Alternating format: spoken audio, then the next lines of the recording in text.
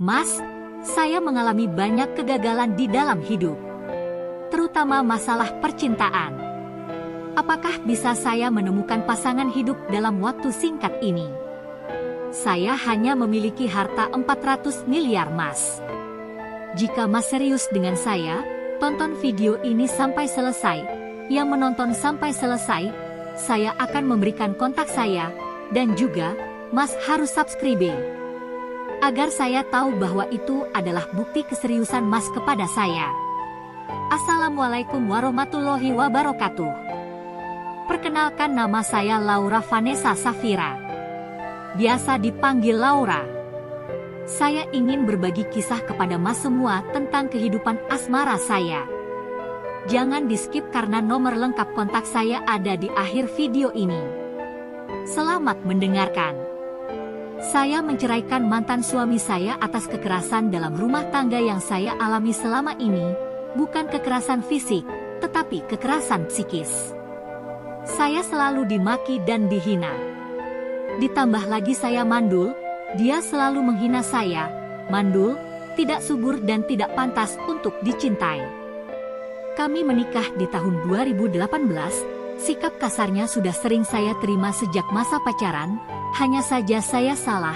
Saya pikir saya bisa mengubahnya setelah menikah, ternyata tidak. Dia semakin parah semenjak menikah dan emosional. Sedikit saja kesalahan seolah menjadi besar karenanya. Karena kebucinan saya terhadap cinta, saya tidak mau kehilangannya dan ingin segera menikah dengannya. Dan setelah menikah Syasha semakin mendapat luka hati. Ditambah kemandulan saya membuat dia selalu menjadikan alasan tempat dia marah dan tempat dia melampiaskan kekesalannya. Dan yang paling sangat menyakiti hati saya, dia pernah mengatakan, wanita mandul seharusnya menjadi pekerja seks malam. Karena wanita mandul tidak akan pernah hamil, jadi bebas bergonta-ganti pasangan. Hati saya teriris mendengar perkataan yang terlontar dari mulut suami saya saat itu. Hanya saya tahan dan karena ucapan-ucapan yang selalu saya terima, saya menjadi insecure dan tidak percaya diri. Bahkan saya pernah berniat ingin mengakhiri hidup saya. Hanya saja saya urungkan. Saya berharap suatu saat nanti saya bisa bahagia. Dan mantan suami saya bisa berubah. Ternyata tidak. Secara terang-terangan dia selalu membawa wanita setiap saat dengan wanita-wanita yang berbeda. Dan bahkan membawa wanita-wanita itu ke kamar kami dan mengunci pintu dari saya. Saya merasa menjadi wanita yang sangat bodoh.